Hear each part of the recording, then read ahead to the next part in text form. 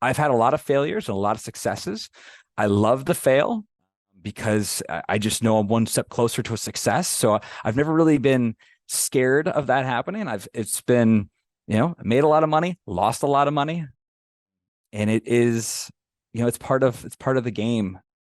And like I said, I believe every time I fail, I'm one more step to a closer to a success. So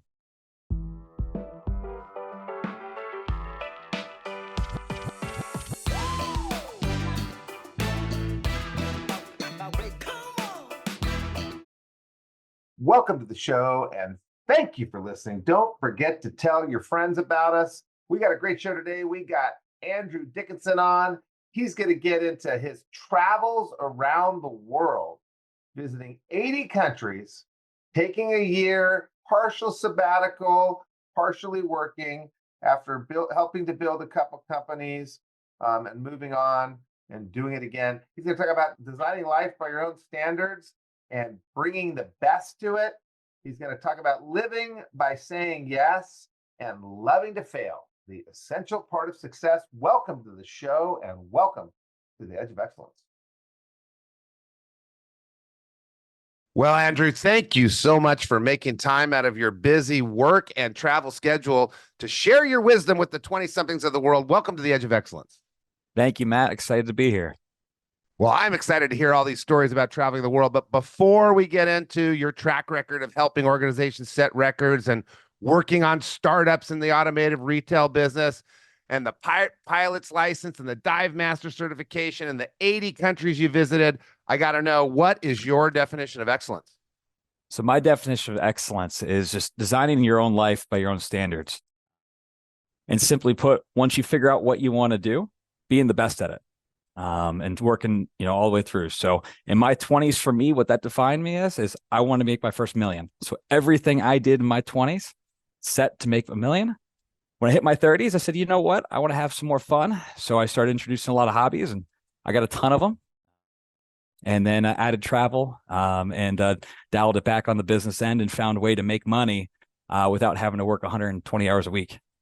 Well, we're going to get deep into balance in this talk today, and we're going to get into your exciting life and your great career and the Disney Institute of Customer Service and spending a year traveling the world, one country a week while making money.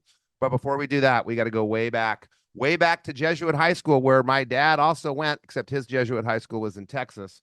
And I need to know, what was life like in high school? Did you know you were going to want to travel the world? Did you know you were going to go into sales and sales leadership and VP and head of sales and all that? What was going on at Jesuit High School for you in Detroit?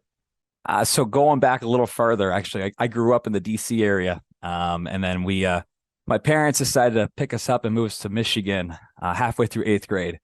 So I was your typical 12, 13-year-old, didn't exactly like that. Acted out maybe a little bit. Thanks, Mom and Dad. Yeah. Perfect timing.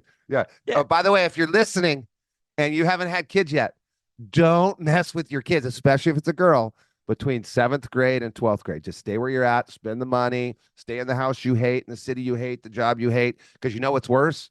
Messing with an 8th grade girl. Now, Andrew was a boy, so it probably wasn't that bad, but don't move on your kids in high school. Okay, keep going. Sorry. So I acted out. And that took me from doing the whole public school thing to now you're going to all boy private school. Oh, it was a punishment. For my dad, it was a reward. For you, it was a punishment, huh? Oh, you've been so bad. You get to go to this great school with great teachers and have a great future. Yeah, that didn't work, did it? Yeah, but when you're 13, 14 and you're a boy, girls are attractive. So you start thinking about that and, hey, I don't want to, hang out with dudes all day. But it ended up being great. So freshman year, I finally found my niche and started playing baseball. I played baseball and golf in high school, ended up varsity in both, and then joined the debate team and also was a nerd and did a little bit of the science club and had fun with that. So if you're listening right now, and you're probably going to have kids at some point in time, maybe you don't have them yet, it seems to me that the key to raising a boy is get him away from the girls. That's basically what you're saying. For a girl, just do what they say. The boys, get them away from the girls. This is going to be the greatest episode ever. So basically your parents were right. You're having a hard time. They screwed with you. I get it. You lose all your friends. Your whole life just got turned around. You start acting like a maniac, and they're like, okay, take the girls away, put them in the Catholic school, and it worked. So you found instead of girls, instead of showing off, you started to find different passions, which you filled your life for. So the start of filling your life with passions was high school, and you said you did what's baseball and golf? Baseball, golf. Yep. And then I Baseball, also golf. did debate, and which ended up being one of the best decisions I made. And then also I love science. So I always planned on being an engineer, and I always loved science and math. So I was captain of our science team or whatever it was. So you were in leadership at all these leadership roles and in varsity, trying to get into the University of Michigan with a focus, or you were just doing good, and next thing you know, you got in. I was doing good. I was doing good. I was On lucky. focus, were you focused on that or just? I wasn't no. So Michigan was my fallback. My That's a nice both my fallback. parents. Yeah, got lucky for that. Yeah. Both my parents had gone there. So as part of the acting out phase, I definitely didn't want to go where they went. So my goal was to get into Columbia in New York, which I got in. I got waitlisted, and ended up getting in. And then I saw the bill, and I realized that my parents weren't gonna cover that bill. So Michigan was Your nice enough to give me parents some money. suck. Yeah, man, come on. Shout out to them for knowing this girl thing, but they move you, then they won't pay when you get in. What sort of cheap ass parents are those? By the way, our audience sometimes gets into this victim mindset. So if you're listening right now, I'm making fun of you, getting into this victim mindset where everyone's out to get them. But there's all these opportunities in this pain, right? And it turns out that studies show people that move more, their kids are better adjusted. So military kids are really well adjusted because they move all the time. Your parents kind of probably knew that. And then you have to make choices. So you had to decide. You got a pretty good second choice there in University of Michigan. I believe just like Santa Barbara, it wasn't as prestigious when you and I went to those two places and they became more prestigious. Am I right? Or was it that prestigious? Well, it's because we went there. That's why. It is. Okay. Yeah, 100%. I think they're Yeah. still ranked the same, but maybe we just didn't know how awesome we were. Okay, so you're kicking ass with passions. You're beginning to find these passions. And when you're in high school, you don't really know where you're headed, or you didn't know where you're headed. Did you realize that, I'm kind of a passionate guy. I keep layering on baseball, golf, science, debate. I love it all. Could you see this path to the future of scuba diving and flying and traveling? And could you see it, or no, not yet? So not yet. No. I mean, actually, my goal, like I said, I was a science nerd. My goal was to be the first man on Mars. So that was, you talk about like writing your college essay. That was my college essay. So I got in to Michigan's aerospace program, and so I was going to be an aerospace engineer. So that was my future. I've always been a top gun junkie. So the pilot thing was going to have to happen. You look at some like point. Maverick. You are Maverick. I'll take that. I'll take that. Your wife is stoked. Make sure she hears that. Yeah. So you're you're a Top Gun nut. You want to go into aerospace. You're at Michigan. So you get into Michigan. Yep. You're in the aerospace. Why didn't you follow through with that? What changed? So, well, one, Bush got rid of the flight program back in 2008. But anyway, no, I actually got really passionate about business through college works. So were you one of the guys that I had a conversation with that you're like, I'm an engineer and I think I need to move into business? Because I always tell them don't do that. Did we have that conversation? No. The University of Michigan had that conversation with me. They did. Yeah. My daughter's having that conversation with Northeastern about chemistry, I think, next week. Yep. So they decided, hey, you need to take a step back and figure out what you're going to do. And I said, okay, well, I got all these credits now and, a couple failures, but all these credits, what's the easiest degree I can get? Econ degree ended up being the easy way out. That's not too easy either. Your easy way out is pretty hard. Well, just a shout out for people that are in this boat right now. If you're still in college and you're listening, my daughter's there. She was a chemistry major. I thought, should she be a chemistry major? Really struggling with it. I gave her a disc test, and it's very obvious when you take that test what you should and shouldn't do. And I've been begging her to take the test. I give it to hundreds of people a year. She wouldn't take it. So there's an episode 3, that talks about the disc test. If you don't know what you should do for a living, take the disc test, download the white paper. It'll help you figure out if science is your thing or sales is your thing, because different people are built for different things. So you're finding out that aerospace engineering isn't your thing, but you still got the mathematical mind. You do the economics. And then you came and worked with us at College Works, and we had a good 3 years. So that was that Yeah. sophomore, junior, senior year? No, actually it's 4 years. So it's freshman, sophomore, junior, senior. And then I did a super senior for school. Did you pay Victory for lap. college with your College Works money, or did your parents pay? I paid Wow. for, Love it. yeah. Okay, so tell us about that. Why did you do that? You're an aerospace engineer at the time. Why'd you do the College Works thing if you wanted to be an engineer? So, I've always worked. I've had a job since I was 9. I started doing paper route, caddying. I did pretty much every odd and end job you could think of. Bagged, groceries, worked at Burger King. Needed to make money, and was told I could make a lot of money selling paint jobs. So I got into it. I got excited about it. Did really well my first year, and had a lot of fun doing it, and decided to come back and explore the route of actually training others how to run their own business versus doing it yourself. So it was special for sure. So I listened to interviews. Oh, by the way, I probably spend 5 hours a week, and my business partner's like, why are you doing that? Watching people do meetings, watching people do interviews, and we're just constantly coaching now. Everybody, we call it the shadow web of awesome.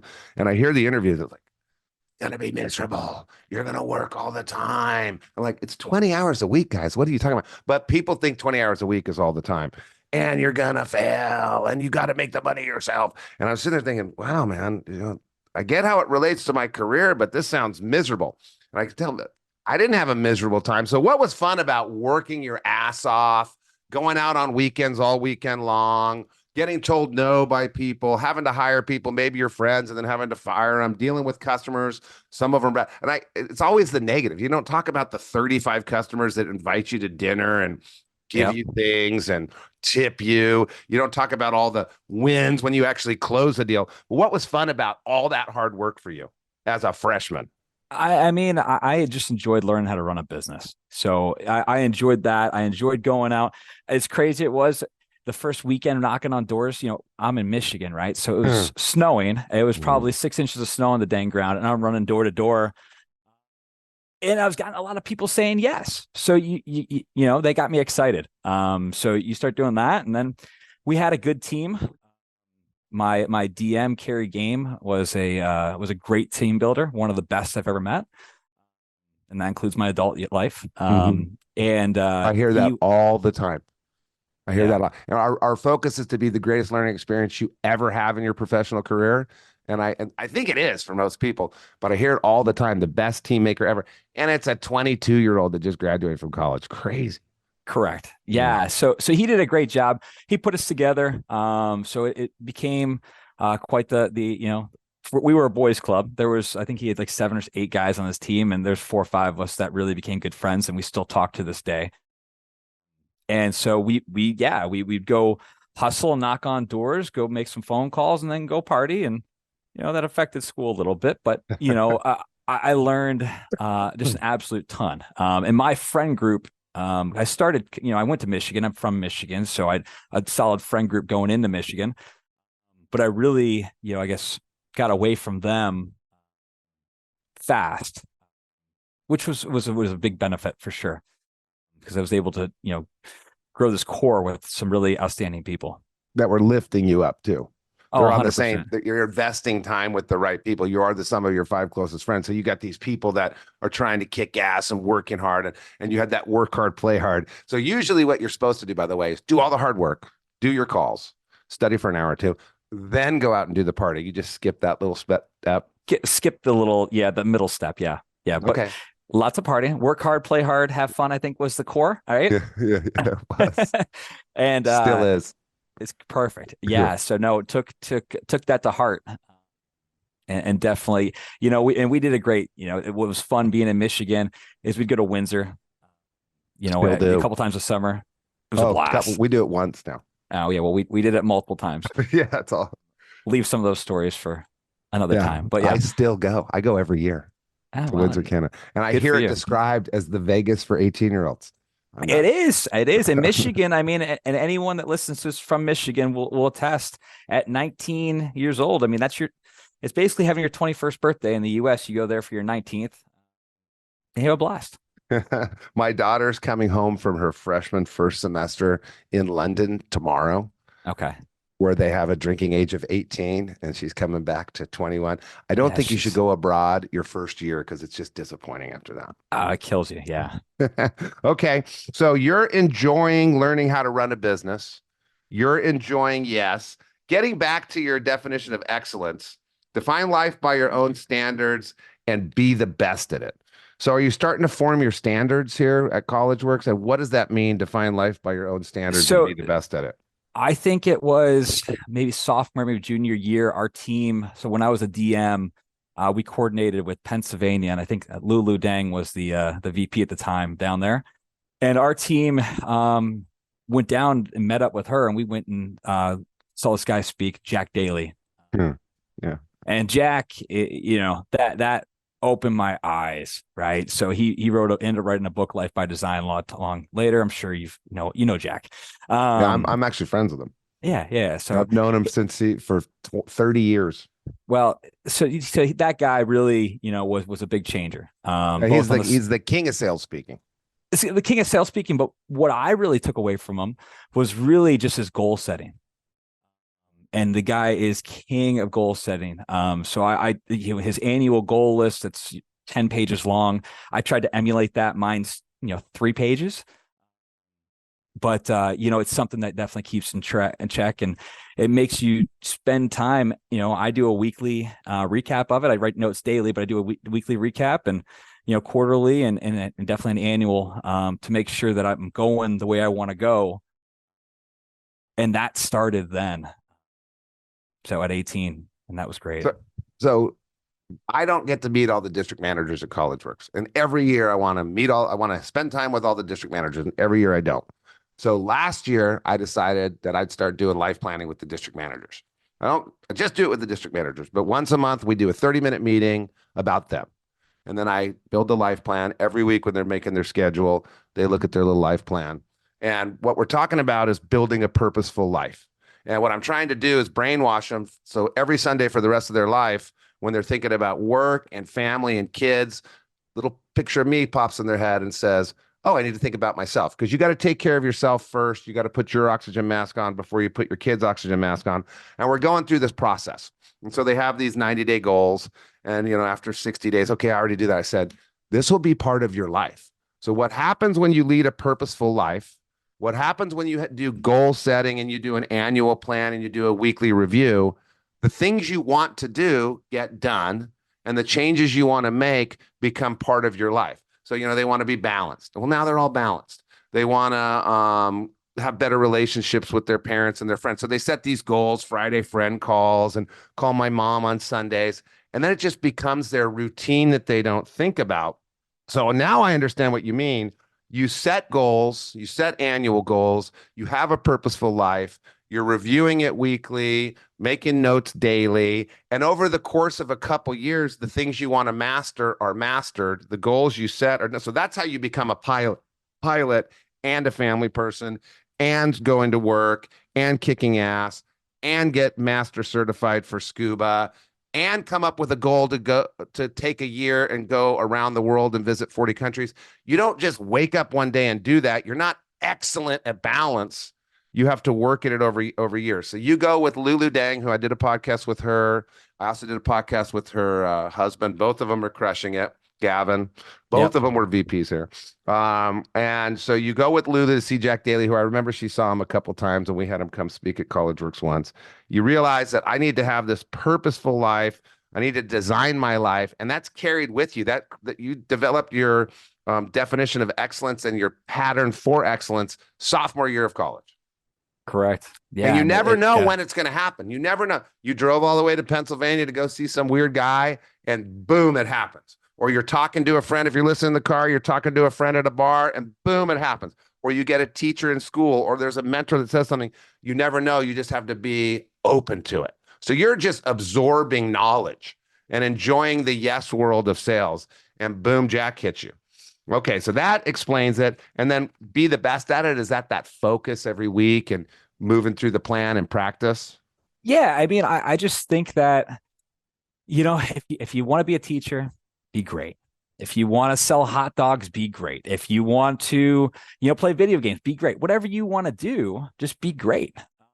And you can make money doing anything. I mean, Oscar Mayer Wiener is a billion-dollar hot dog company. So, I mean, really, it doesn't matter necessarily what you do. And I think people get so hung up with, hey, I need to be a doctor, or I need to be a lawyer, or I need to be this or that. I wanted to be an aerospace engineer that went to, hey, I'm going to be an analyst on Wall Street, to I ended up selling cars. And that's how, in my adult career. And, I made millionaire at 27 selling cars. Because you were one of the best at it. It's one of the best. Right. And so, there's so many different ways to make it in this world if you're open to it. And talk about saying yes. Yes. I lived by saying yes, especially in my 20s. Now I've learned to say no a lot more lately. But early on, I said yes to everything. And I don't regret that a bit. I hate to say this, but I do a 1-year plan every year. And one of my 1-year plans, and I don't remember when, included the focus on saying no. I literally set a goal for that because I was just getting overstretched. So that's balance, right? You need to, every once in a while, you got to reset and think, okay, am I spending my time with the right friend group? I've had to say, no, I'm not spending time with you anymore, Mark, because you're sucking me dry. Am I spending the right time with my family? And I've noticed that I had it actually in 2010 when you used to work with me. I had gotten off that EO gig and it was time to focus on family. So you're aware of things, you're paying attention, you're open, you're getting into this yes mindset. You go see Jack Daly as a sophomore in college. And so did you start to shift from engineering right then? Did you know you wanted to go into sales? And crazy, we can get into automotive sales because it's easy to compete in an area where people have bad reputations, right? I know you always say your people are your number one asset. Take care of your people and they take care of you, the customers and the business. So maybe you brought that into an industry that didn't have that and helped you be successful. But did you know you were going that way to sales as a sophomore, or were you still looking at all these different options? No, I was still convinced I was going to be the first man on Mars. Okay. But that's a good lesson for our listeners. I was convinced I'm going to be a lawyer, and I would have been mediocre. And you were convinced you're going to be the first man on Mars, and the school told you were going to be mediocre. And you have that bummer day when you realize I wanted to be a doctor before that. I pass out at blood. You have that bummer day when you realize your dreams aren't going to come true. And then the next day you reset your dreams. So you wanted to be on Mars, but in the back of your head, you're kind of clicking in on some other things that you might want to do. Then the school comes and talks to you. And how many other things did you look at before sales? Oh, so I actually, it's funny. So I ended up graduating in December, and I had a job to be an analyst in New York for S&P, lined up as a 2-year rotation program, but it didn't start till July. And I was like, well, shoot, I got 7 months. I need to make money. So I ended up also taking a job to be a finance manager. Didn't know what it was, at a car dealership in Tampa, Florida. And I was like, well, shoot, I'm in Detroit. It's December. It's miserable. I can go to Florida on a 6-month guarantee. They'll help pay me. I'll play some golf. I'll work a little bit, and I'll move to New York in the summer, and life is good. Are you thinking balance at the time? Well, work hard, play hard. Well, yes. I thought it was gonna be a little bit more balanced than it ended up being. It ended up being more of an 80 to 100-hour gig, and I think I played golf maybe once the first 6 months. Thank God you put the time in. Thank God you put the time in. And then I ended up making the phone call. I ended up like falling in love with the people I was working with, and realized just how much opportunity there was. Because like you said, if you go to an industry that's doesn't have the best reputation and you apply good skills, you can crush it. And I figured out 2-3 months in that, oh my goodness, I've got a golden egg in front of me. And living in Florida is amazing, and it's a third of the cost or half the cost of living in New York. Let's stick this out and try this out for a little bit. And I stuck with it. So you called S&P, said, thanks for the killer offer, the killer deal. Serendipitously, I found something better. Correct. Awesome. Yeah.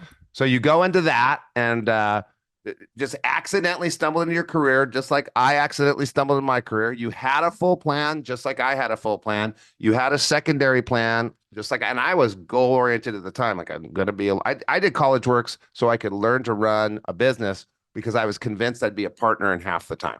That was my whole reason. And I didn't know what business was. I don't know why I thought I'm from New Mexico. We don't have business there. I don't know why I thought that. But then I'm like, wait a second. Same as you, why do I want to leave? And kind of also the same, it's an industry with a bad reputation. And you can bring great customer service. And there's no other painting company that does life coaching. Probably no other company where the CEO does life coaching of their employees. You just bring this excellence into an industry that doesn't have excellence, and you crush it. So you're crushing it in Florida.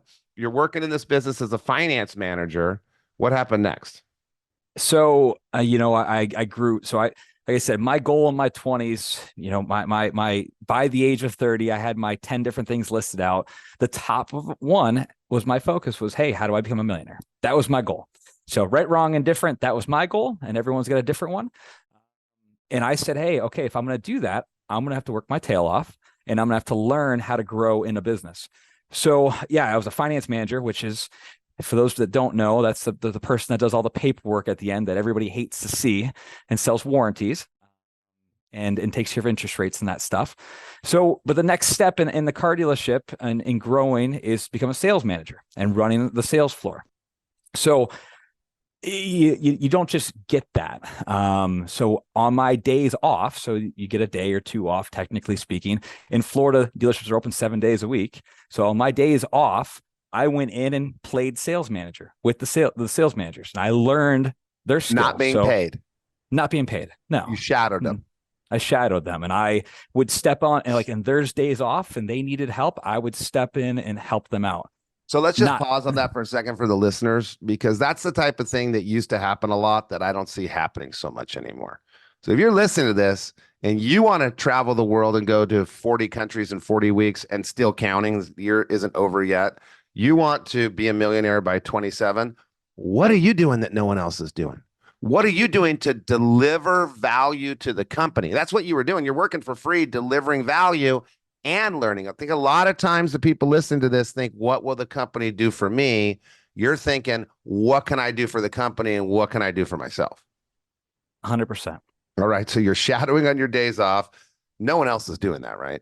No. And in fact, my team, and I put a good team around me, and they hated it because we have like days when people could leave early, and on my early out, I didn't take it. And they're like, oh, I want that. I want that. I want that. And I'm like, no, you're scheduled till 9. I'm going to do this because I'm going to learn this. And they're like, well, you're an idiot. And I'm like, okay, I'll see you in 10 years. Yeah.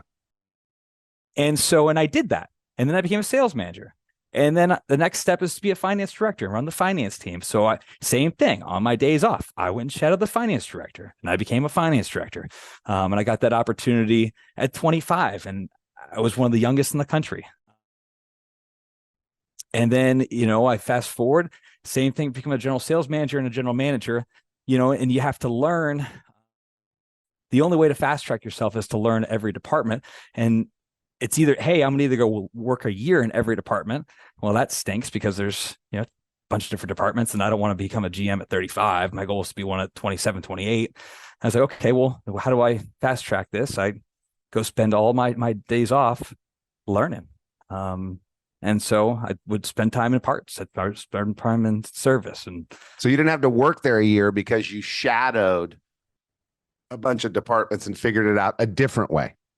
You created a different path with your goal. You have this goal at 27, and then what do I need to change to get there? And this is how it works. And I have a whole episode on goal setting, so go look it up. I don't know what episode number it is, but you figure out what the goal is. By 27, I'm going to be the GM.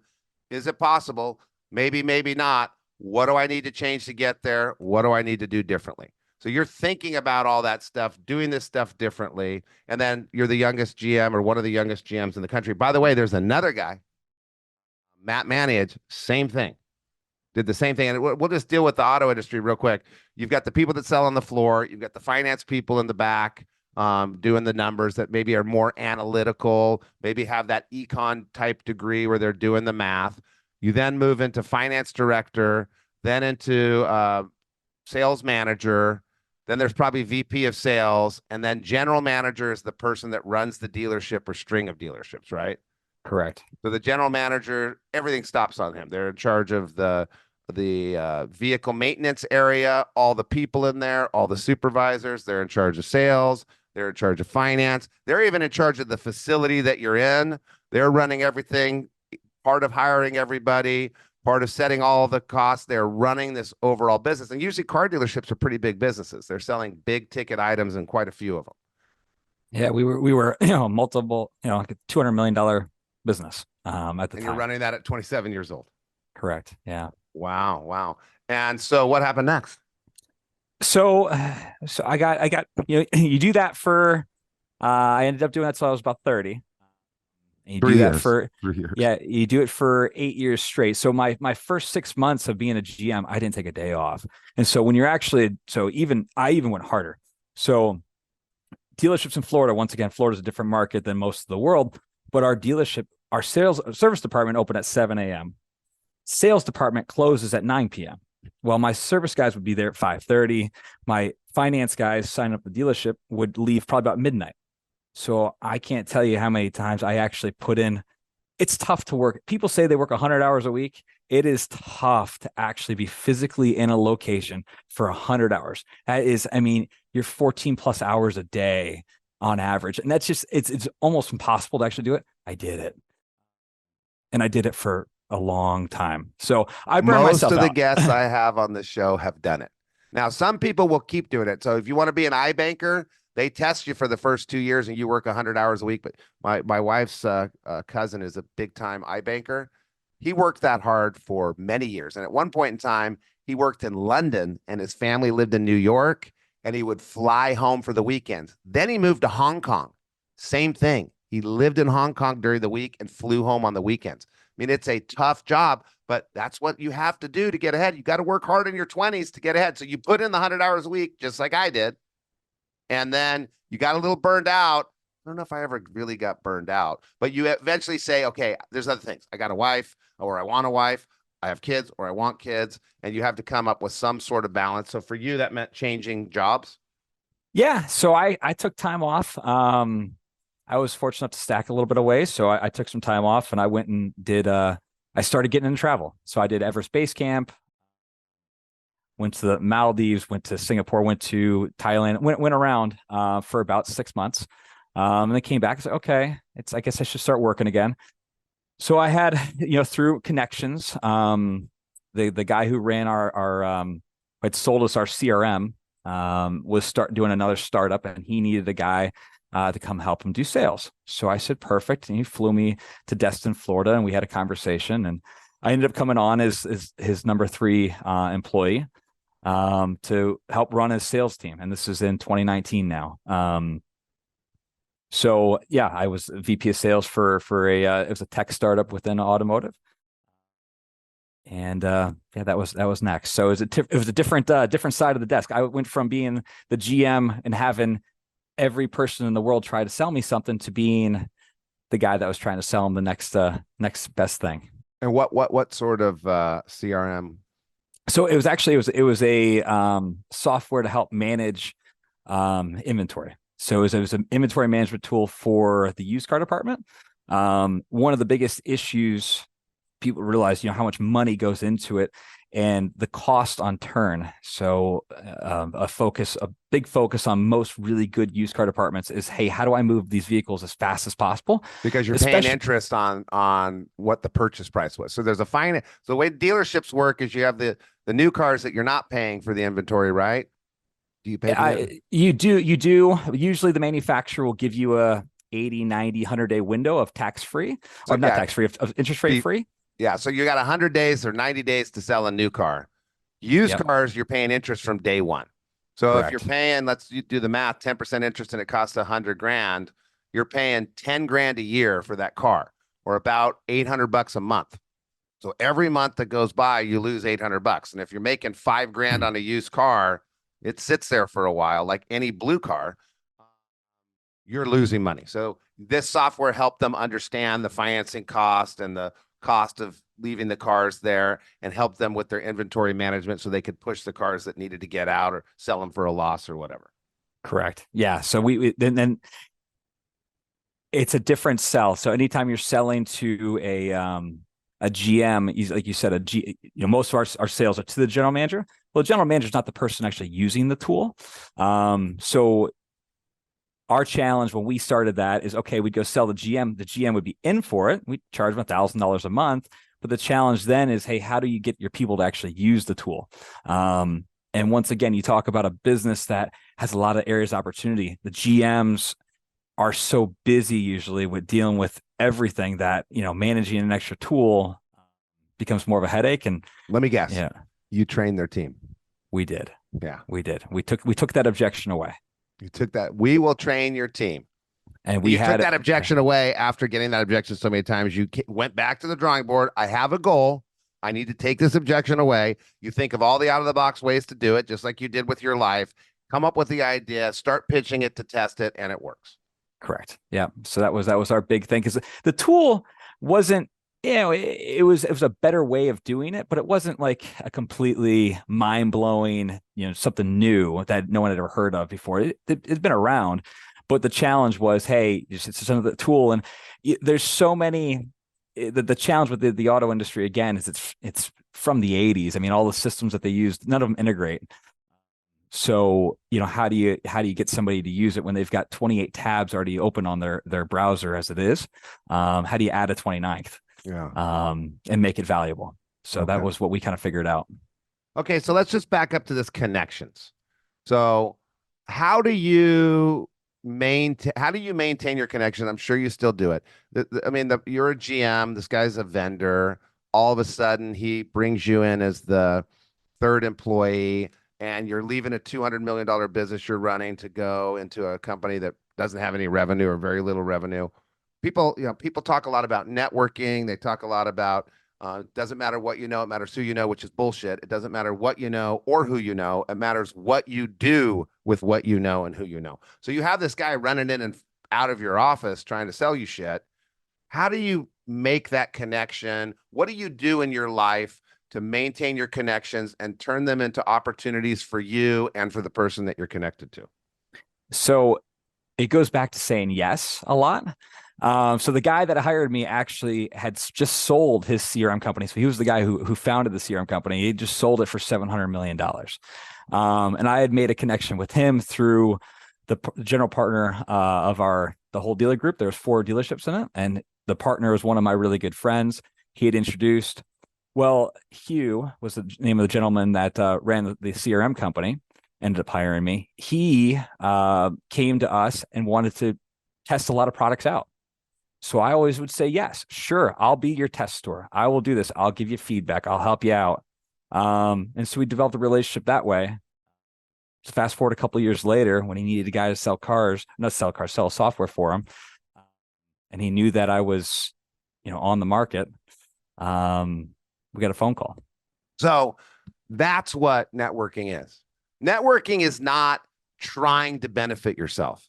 It's not going out and seeking people to help you. That's not what it is. And that's what people think. You're going the wrong direction. Networking is not a selfish action. It's a generous action that gets rewarded even though you don't expect to be rewarded. It's palm down giving where you don't want something back. So Andrew's helping the dude out. Yeah, go ahead. We'll waste our time testing your thing. We'll be your guinea pig. I like you. You're a cool person. I'll help you out. And eventually when you do that enough, people say, hey, I want someone that helps people out to come work in my business. And this person's been so good to me, maybe I can be good to them. And that's how it works. You never plan on what you're going to get out of it. In fact, I don't want anything out. I actively work to not get anything out of the things I do for other people because I'm trying to pay other people back. But eventually it comes around. So they realize they had to have you. You're this great guy that works all the time. You're helping them out. You got the right culture. You got the right values. And they bring you into that business. And you exited that business, right? I did. So we actually, we started it a year before COVID. And as a software startup in automotive a year before COVID, when COVID hit, the only way to keep growing was actually to give it away for free. So long story short, it was actually my first time ever being fired from a job. So we talk about failure being a thing. I still keep in contact with the guy who fired me, so we're good. But Not fired, it's laid off, right? yeah, whoever you want to say. No money to pay. Yeah. Same. So I did. I had to let go of my sales team, and then our CFO called me the next day and said, by the way, I need you to be gone too. And I'm like, oh, what? So that was in, March of or April, I believe, of 2020. But he ended up keeping it going. And I had a little tiny sliver of it. And he ended up selling it earlier this year for quite a profit. So ended up being a good business. So you still got a payday afterwards? A little bit, yeah. Little payday. And then, so did you decide to take a year off in sabbatical, or have you been working while you're traveling? So that was then. And then I ended up starting another business with a buddy during COVID. We opened a dealership. I went back to the automotive side, opened a dealership, got it running great. Decided to exit that upon some pushing from the wife. We got married in 2021. Too hard? Well, so we were living in St. Petersburg, Florida. And the business we started was up in Jacksonville, Florida, which is 4 hours away. So I was going up there Monday through Friday, working with him. We built this great business. We built from selling nothing to selling 150 cars a month, which is pretty outstanding. And she kind of gave me the ultimatum in 21 when we got married, said, hey, you got 6 months, 8 months max to figure out if you're going to be working remote from St. Pete. And retail remote's tough when you really want to manage. I'm try to be a hands-on manager and leader. And so, or we're going to move to Jacksonville, and God bless the people who live in Jacksonville. It's not for me. And I said, well, hey, what about option 3? What if I just say I'm out and I'll help, with the transition to the next guy to help him run it. And let's go have some fun. And that's what we did. All right. By the way, if you want to find Andrew because you want to work with in one of his businesses, or you have an idea that you want to share with him and bring him in, you can find him on LinkedIn, Andrew Dickinson, Dickinson, not En like I always spell it. Dickinson is where you can find him on LinkedIn. So you exited a second time. I did. It's from another company. Let's pause for a second. Yep. That's scary. It's pretty scary. First of all, it's pretty scary to get laid off. It's pretty scary to leave your cush job as a GM and go to a startup. Pretty scary to get laid off. Pretty scary to start another business. Pretty scary to, right when you get married, exit that business. So where do you get these guts? How do you evaluate this? For someone listening right now, they have some scary options. What do you do to decide on these scary options? Yeah, I mean, I was 35 at the time, or 36, I guess, and decided to take a year off from work, which is when you typically in your mid 30s, you're continuing the gas down. And I completely took it off and went and traveled. And at one point we did a month in New Zealand, and we were living in a van. And I remember calling my mom, be like, aren't you proud of your 36-year-old son living in a van down by the river? But, I guess it goes back to, I've had a lot of failures and a lot of successes. I love to fail because I just know I'm one step closer to a success. So I've never really been scared of that happening. It's been, made a lot of money, lost a lot of money. And it is, it's part of the game. And like I said, I believe every time I fail, I'm one more step closer to a success. So it doesn't terrify me too much. So you're in the middle of this year off. Yep. So we're 14, 15 months in now. So it was September of 22 that we started this adventure. And are you going back to work, or you're just retired? Well, I'm still working. So I helped transition out of that. So I was still collecting a little paycheck through April. And then I've done some other startup consulting since then. So, I'm having fun right now. Been playing with the markets. One of my constant learnings is I always been a finance guy, so I love the stock market. So I've dabbled and had some fun in that, and it's been a nice little run the last couple of months. and just kind of figuring out the next step opportunity. And so we talked a little bit before. You've been to 40 countries in 44 weeks. You move in, you rent a place, live in that place, kind of dive into the culture of the country, and then move after a week. How many weeks in a row are you out of Florida? Did you go for like 6 straight months or 10 straight months?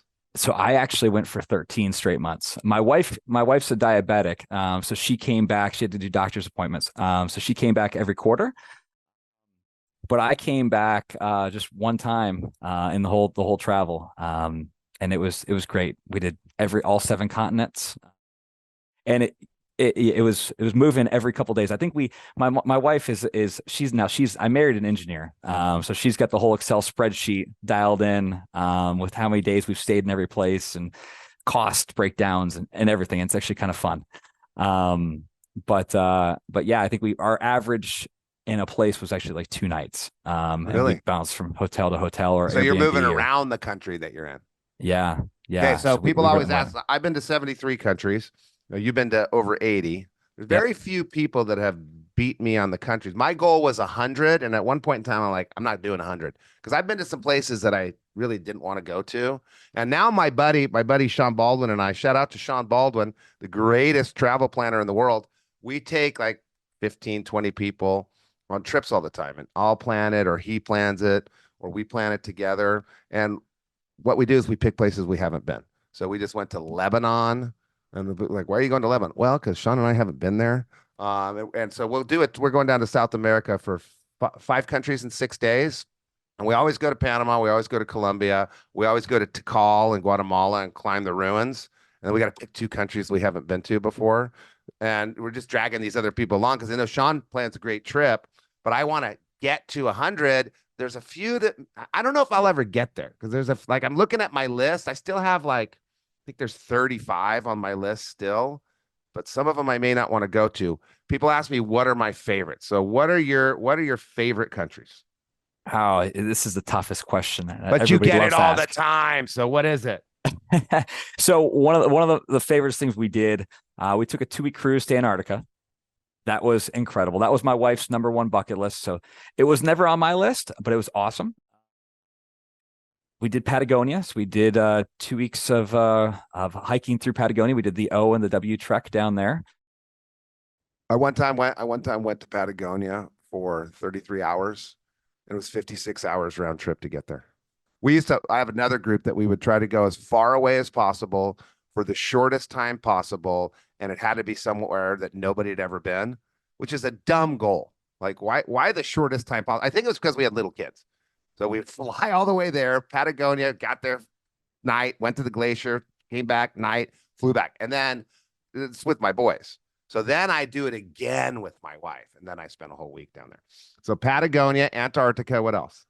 I love Lebanon. Speaking of Lebanon, that Lebanon is Well, how is long ago did you go? I was there in June. So He's before all the wrong. craziness. He's wrong. I was there in June. Lebanon sucks. Did you have people trying to kill you? Because I did. Did you have people following you and taking pictures? Did you have the government calling you, telling you that the person you're with was Jewish and you need to leave the country? Because I did, and we left. I did not, but I Okay. wasn't with a Jewish person Yeah. Bad fortunately. idea. Bad idea. Yeah, they're Mhm. not Yeah. welcome. But no, I mean, Although I'm going to travel with whoever the fuck I want to travel with. Oh, it's my show. I can say that. And I'm going to spend time with all the religions and all the races. And I want more brown people in America because immigration is good. And I'm sorry that that country did not welcome this person who wasn't, she was like a descendant of someone that was Jewish. But anyway, so you like Lebanon. What else? loved the whole I guess Southeast Asia area, just cheap. Thailand. We did Vietnam. We did a week doing motorbikes around the Ha Giang Loop in northern Vietnam through the mountains. Beautiful, mind blowing experience. We did a month doing New Zealand, and the South Island of New Zealand is just, I mean, incredible. We did that in a van, so that was an experience. You get really comfortable with your significant other when you And have what 20 square feet of space, right? you know, or not, So or you get a divorce. It's one of the two. I'll tell you what, that might be our biggest accomplishment, to go spend 24/7, 365 with a member of the opposite sex is a lot. But we had a blast, and that's, it was more of a testament to why I married her. Which, by the way, quick shout out. I meant to say this. I met my wife through one of my interns Oh, you with did? CWP. Yeah. So What's your wife's name, by the way? We this Samantha. wonderful person that tracks everything and lets you know. And someone had to plan this stuff. I'm thinking it was the engineer because you don't just show up and ride motorcycles for a week. So she's in one country planning the next country, I'm assuming. Samantha's her name. Yeah, and yes. So planning. You do a year travel. It is a full-time job planning. It is not easy. And God love her. We didn't never showed up to a hotel that we didn't have a reservation at. Never had bags lost. Didn't miss flight issues. We literally, it was a super smooth year. Wow. Yeah, I mean that's hours. And I mean, I sent my daughter's friends to England to visit her. I must have spent 40 hours planning that one 5-day trip. It just takes a while. So you didn't mention any of my countries. So I've been to everything you mentioned except for New Zealand. My favorites are Italy and Spain because it's just out of the world and somewhat easy to deal with. Morocco, I really love Morocco. My wife doesn't. Costa Rica, which has changed a little bit, which is a close getaway. And there's one, oh, England, because that's where my family's from. I also like Southeast Asia. Vietnam for me was not a vacation. It was an education of Vietnam and Cambodia. And it was pretty rough on me emotionally, probably because I kept watching all these Vietnam War videos every single night. So it was pretty rough, but that was a good selection. And your adventure is more adventurous than most people. Most people go to How Long Bay and they're done. You're riding motorcycles around it. That's pretty badass. It was Go ahead. No, it was fun. I mean, and we did I did Kilimanjaro, and I saw the we picture. it was the point of the year was, so we did do a little Italy, and I love Spain. If there's a place I could live, it would be San Sebastian, Spain. So that's my shout out to one of my favorite places in the world. And then you got to go run with the bulls in Pamplona. So you're taking this year that's now stretched to 14 months. You're working in this consulting firm. You're basically living your life. You have these passions: baseball, golf, science, debate, travel. You keep adding to your passions. You're following your passions. You met Jack Daly, created this purposeful life that you designed by your own standard. You're probably the best traveler I've ever heard. So you could be the best at anything. You're the best traveler I've ever met, right? So everything you're doing, you're trying to be excellent in. Is it surprising to you that you actually were a millionaire by 27, that you were sort of retired by 35, that you're traveling the world? Does that surprise you? Would you have expected this in your 20s, early 20s, I guess?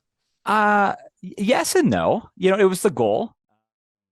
But then to actually achieve the goal is a totally different, feeling. So it's one thing to actually have it on a piece of paper. I'll tell you what, it was actually disappointing, if anything, when I hit the millionaire number, because I was like, oh, that's it, right? Okay, cool. Because nothing changes once you make a certain amount of money. It's not like, and I'm not a thing person. I'm an adventure person. So I still, I think that I was making, good money, and my rent was maybe $1,200. But that's how I was able to make that money, and I stacked it. And how I was able to then do this adventure is because A, I was making good money, and B, wasn't stupid with it. I had a couple sports cars. Which ones? But Which ones? nothing like you. I loved my M4. And I worked at a Chevy store, so I think I had 3 or 4 Corvettes.